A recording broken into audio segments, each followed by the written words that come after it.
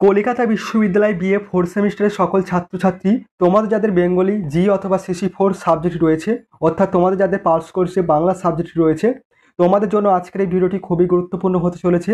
কারণ আজকের এই ভিডিওটিতে তোমাদের জন্য বাছাই করা 4টি বড় 5 নম্বরের টিকা প্রশ্ন নিয়ে আলোচনা করব। প্রশ্নগুলি খুবই গুরুত্বপূর্ণ প্রশ্ন। তোমরা অনেকে কমেন্ট করে জানিয়েছিলে এই প্রশ্নপত্রের উত্তরের জন্য। প্রশ্নপত্রগুলি ছিল, দেখো, প্রথম প্রশ্ন ছিল টিকা লেখো দিনু ভট্টাচার্য, এবং দ্বিতীয় প্রশ্ন ছিল তেভাগা আন্দোলন, এবং 3 নম্বর প্রশ্ন ছিল রাজা রামমোহন রায়, এবং 4 নম্বর টিকা ছিল ময়নার মা। এই 4টি প্রশ্ন মোস্ট ইম্পর্ট্যান্ট প্রশ্ন। পূর্বে আমি তোমাদের গুরুত্বপূর্ণ 2টি টিকা নিয়ে আলোচনা করেছি, দুধ পুকুর এবং ইংরেজ জাতির শ্রেষ্ঠত্ব।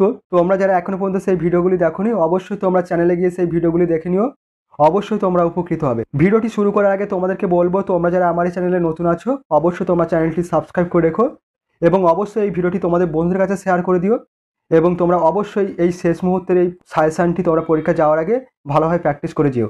চলো তোমরা প্রশ্নপত্রের উত্তরগুলি দেখে নাও। দেখো, তোমরা কোশ্চেনগুলির অ্যান্সার দেখে নাও। প্রথম প্রশ্ন ছিল তোমাদের টিকা লেখো দিনু ভট্টাচার্য, খুবই গুরুত্বপূর্ণ একটি 5 নম্বরের প্রশ্ন। তোমরা উত্তরটি দেখে নাও। উত্তরে বলা হয়েছে, কথাশিল্পী শরৎচন্দ্র চট্টোপাধ্যায় পল্লী সমাজ উপন্যাসে বহু গৌণ চরিত্রের ছবি এঁকেছেন। সমগ্রতার অংশ হিসেবে গৌণ চরিত্রগুলিকে বিবেচনা করা হয়। বৈচিত্র্যের দিক থেকে এর প্রয়োজনীয়তা অস্বীকার করা যায় না। এই গৌণ চরিত্রগুলির মধ্যে এক উল্লেখযোগ্য চরিত্র হলো দিনু ভট্টাচার্য। এরপর দেখে নাও মূল আলোচনা। দিনু অত্যন্ত দরিদ্র মানুষ, তার দারিদ্র্য তাকে নিতান্ত অসহায় মানুষে পরিণত করেছে। ফলে মাথা উঁচু করে দাঁড়াবার স্পর্ধা তার নেই। ভালো মন্দ খাদ্যের প্রতি তার লোভ যথেষ্ট। রমেশের পিতৃশ্রাদ্ধের অনুষ্ঠানে আমন্ত্রিত না হয়েও সে ছুটে এসেছিল। সন্তানের সঙ্গে নিয়ে এসেছিল। প্রায় সন্ধ্যাকালে আহ্নিক না করেই সে খাওয়ার আসরে বসে পড়েছিল। প্রচুর মিষ্টি খাওয়ার পরেও রসগোল্লা ক্ষীরমোহনের জন্য তার লোভ অসংযত হয়ে উঠেছিল। দরিদ্র ব্রাহ্মণের লুব্ধতার সকরুণ একটি ছবি এখানে তুলে ধরেছেন শরৎচন্দ্র। দিনু গায়ের হাটেই শুনেছিল যে খাইয়ে দাইয়ে ছেলে বুড়োর হাতে 16খানা লুচি আর 4 জোড়া সন্দেশ দেওয়া হবে। তবে দিনু দরিদ্র ভোজনপ্রিয় হলেও অন্যান্য ব্রাহ্মণ বিদ্যদের মতো নয়। তার আত্মসম্মানবোধ যেমন নেই, তেমনই তার কুটিল বুদ্ধিও নেই। সে সহজ সাদাসিধে প্রকৃতির। জাতপাত নিয়ে ভেদাভেদ দিয়ে তার তেমন কোনো মাথা ব্যথা নেই। অন্যান্য ব্রাহ্মণদের মতো সে কারোর অনিষ্ট করবার মতলব ভাজে না। তবে গোবিন্দ ও ধর্মদাসের মধ্যে যখন বাকযুদ্ধ প্রায় হাতাহাতিতে পৌঁছেছে, তখন সে তা থামানোর কথাও ভাবেনি। বিশ্বেশ্বরী ভাঁড়ারের চাবি নিজের হাতে তুলে নিলে সরল দিনু ভট্টাচার্য সকলের সামনেই গিন্নিমা বিশ্বেশ্বরীর এই কাজের সমর্থন করেছে। দিনুর মতে গ্রামের লোকেদের চরিত্র যেহেতু বিশ্বেশ্বরী সহজে জানেন, তাই তিনি রমেশের অপব্যয় বন্ধ করার জন্য চাবি নিয়ে গেছেন। যদিও এতে ভয়ানক চটে ওঠে ধর্মদাস ও গোবিন্দ গাঙ্গুলি। রমেশের বাড়ি থেকে শ্রাদ্ধের অনুষ্ঠানের দিন প্রচুর পরিমাণে খেয়েও অনেকটা খাবার সে বেঁধে ছেলে মেয়েদের সঙ্গে নিয়ে সকলে চোখ এড়িয়ে যাচ্ছিল। কিন্তু রমেশকে দেখে পালানোর পথ সে খুঁজে পেল না। কুণ্ঠিত ও লজ্জিত হয়ে দিনু নিজের দারিদ্রতার কথা নিঃসংকোচে রমেশের কাছে স্বীকার করেছিল। এইভাবে দিনু চরিত্রটির মধ্যে দিয়ে পল্লী সমাজের জীর্ণ শীর্ণ ও অবক্ষয়প্রাপ্ত রূপটি ফুটে উঠেছে। সমাজের পাপের দিকে, অন্ধকারের দিকে দিনু সকলের দৃষ্টি আকর্ষণ করেছে। দরিদ্র মানুষটির সততা, আন্তরিকতা, কৃতজ্ঞতাবোধ ও সহজ সত্যের প্রতিমূর্তি হয়ে উঠেছে উপন্যাসে। এই ছিল তোমাদের সম্পূর্ণ প্রশ্নটির উত্তর। এবং পরবর্তী দেখো, নেক্সট গুরুত্বপূর্ণ প্রশ্ন রাখা হয়েছে টিকা লেখো তেভাগা আন্দোলন। খুবই গুরুত্বপূর্ণ একটি 5 নম্বরের প্রশ্ন। দেখো, তোমরা উত্তরটি দেখে নাও। উত্তরে বলা হয়েছে, মানিক বন্দ্যোপাধ্যায় 1946 থেকে 47 খ্রিস্টাব্দে বাংলা কৃষকদের তেভাগা আন্দোলনের পটভূমিতে হারানের নাচ-জামাই গল্পটি লিখেছিলেন। 1946 থেকে 47 খ্রিস্টাব্দে বাংলার কৃষক আন্দোলনের যে সংগ্রামী চেহারা এ গল্পে আছে তা বাস্তব। শীতের তেভাগা চাঁদের আবছা আলোয় চোখ জ্বলে ওঠে চাষিদের।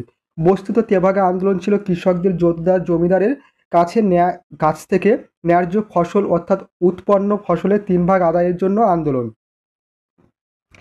পরবর্তী বলা হয়েছে আলোচনা। ছোট গল্পের শ্রেণী অনুসারে বলা যায়, হারানের নাচ-জামাই হলো ঘটনাপ্রধান গল্প। 1946 থেকে 47 খ্রিস্টাব্দে বাংলাদেশের কৃষকদের তেভাগা আন্দোলনের প্রেক্ষাপটে এর কাহিনী গড়ে ওঠে। শালীগঞ্জ গ্রামে কৃষকরা জোতদার চণ্ডী ঘোষের নিষেধ অগ্রাহ্য করে তাদের নিজেদের ফলানো ধান 3 দিন 3 রাত ধরে কেটে গোলায় তোলে। এইভাবে একসঙ্গে ধান কাটার কাজে তাদের প্রেরণা দিয়েছিল ভুবন মণ্ডল।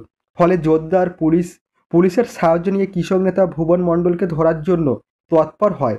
তারা খবর পায় হাঁসতলা পাড়ার হারানের ঘরে আশ্রয় নিয়েছে ভুবন।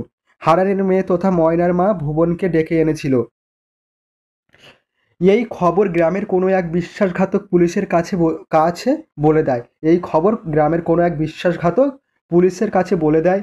দারোগা মনমথ সশস্ত্র পুলিশ বাহিনী এবং জোরদারের লোকজন নিয়ে তাই হঠাৎ হারানের বাড়ি ঘেরাও করে। প্রতিরোধের জন্য গ্রামের কৃষকরাও অস্ত্র নিয়ে রুখে দাঁড়ায়, কিন্তু পুলিশের সঙ্গে তাদের সংঘর্ষ শুরু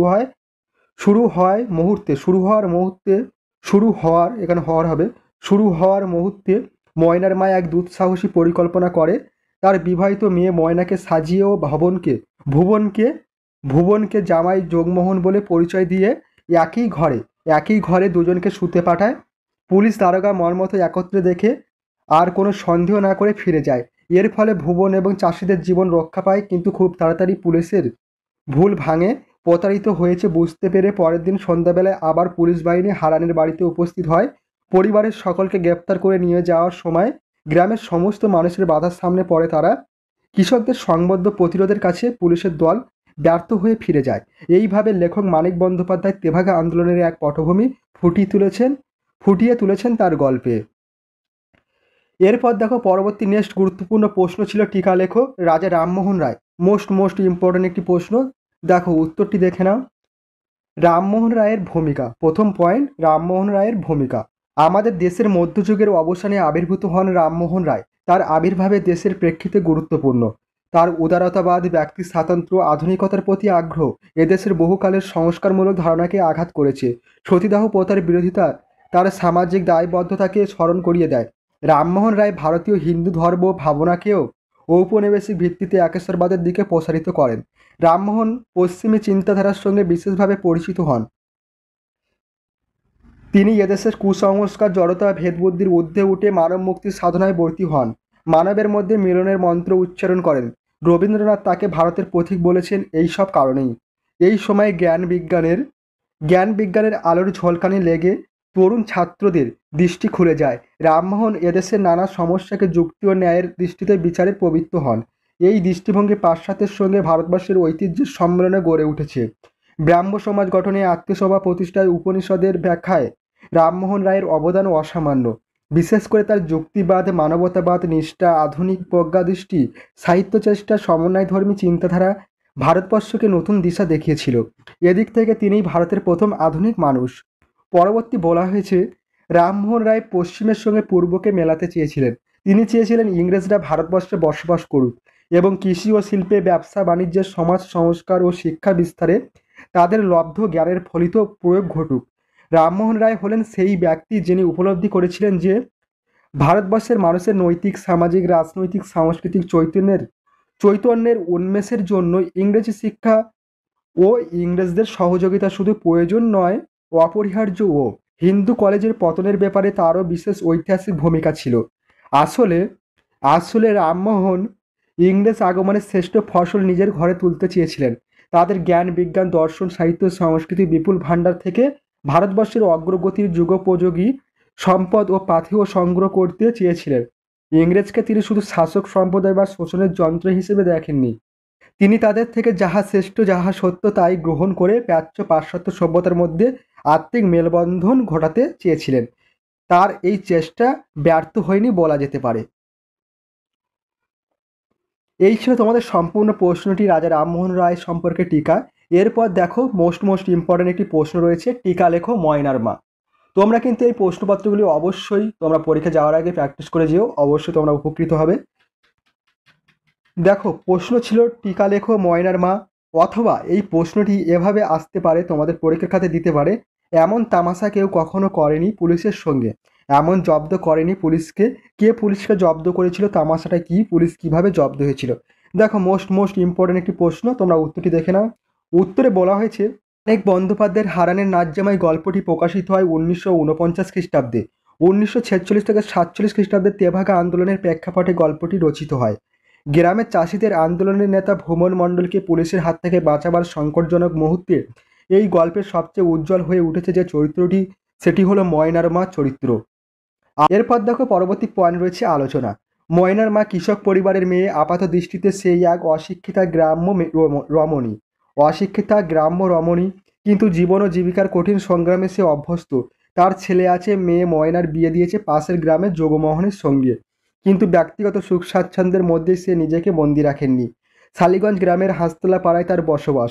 বিপদ আছে জেনেও কৃষক নেতা ভুবন মণ্ডলকে পুলিশের হাত থেকে বাঁচাতে একবার সে নিজের বাড়িতে তাকে সদরে ডেকে আনে। এর মধ্যে দিয়ে কৃষক নেতার প্রতি তার শ্রদ্ধা ও প্রীতির ভাব প্রকাশ পায়। আবার ভুবনকে গ্রেপ্তারের জন্য সশস্ত্র পুলিশ বাহিনী সঙ্গে কৃষকদের লড়াই শুরু হওয়ার পূর্বের মুহূর্তে সে তার স্থির ও তীক্ষ্ণ বুদ্ধি দিয়ে সংঘর্ষের সম্ভাবনাকে নষ্ট করে দেয়। বৃদ্ধ বিভ্রান্ত হারানকে সে শান্ত করে। অন্যদিকে মেয়ে ময়নাকে তাঁতের ভালো শাড়ি দুটো হাতে পরিয়ে দিয়ে ভুবন মণ্ডলকে জামাইয়ের নামধাম পিতৃপরিচয় শিখিয়ে দেয়। তারপর সমবেত গ্রামবাসীদের অবাক করে দিয়ে তাদের চোখের সামনে মনমতো দারোগাদের ঘরে তল্লাশি করার জন্য ডেকে আনে। সুস্পষ্টভাবে জোর গলায় জানিয়ে দেয় সে ভুবন মণ্ডল বলে কাউকে চেনে না, তার ঘরে ভুবন নেই। বহুদিন পরে নতুন জামাই ঘরে এসেছে, মেয়ে জামাই এক ঘরে শুয়ে আছে। দারোগা মর্মতো এসে সমস্ত তল্লাশি করে দেখে পুলিশ বাহিনী নিয়ে ফিরে চলে যায়। এইভাবে অসাধারণ সাহস ও বুদ্ধির জোরে সে পুলিশকে প্রতারণা করে। কৃষক নেতা ভুবন মণ্ডলের সঙ্গে বহু কৃষকের জীবন রক্ষা করে। বিপদের সামনে দাঁড়িয়ে বিপক্ষে বুদ্ধির কৌশলে বোকা বানানোর মধ্যে ময়নার মায়ের অসাধারণ উপস্থিত বুদ্ধির পরিচয় পাওয়া যায়। আবার ভুবনকে জামাই সাজিয়ে পুলিশকে বোকা বানানোর ঘটনাতেও প্রমাণিত হয় তার বুদ্ধি কৌশল। কারণ এমন তামাশা কেউ কখনো করেনি পুলিশের সঙ্গে, এমন জব্দ করেনি পুলিশকে। এইভাবে লেখক মানিক বন্দ্যোপাধ্যায় ময়নার মা চরিত্রটি তার গল্পের মাধ্যমে ফুটিয়ে তুলেছেন। এই ছিল তোমাদের সম্পূর্ণ 4টি টিকা প্রশ্ন নিয়ে আলোচনা করা হলো। মোস্ট ইম্পর্টেন্ট এই প্রশ্নগুলি তোমরা অবশ্যই ভালোভাবে প্র্যাকটিস করে যেও পরীক্ষা যাওয়ার আগে। অবশ্যই তোমরা এই প্রশ্নপত্রগুলি তোমরা পরীক্ষা খাতায় কমন পেয়ে যাবে, অবশ্যই তোমরা উপকৃত হবে। ভিডিওটি আজ এই পর্যন্ত, তোমাদের সঙ্গে দেখা হবে পরবর্তী নেক্সট গুরুত্বপূর্ণ ভিডিওটিতে।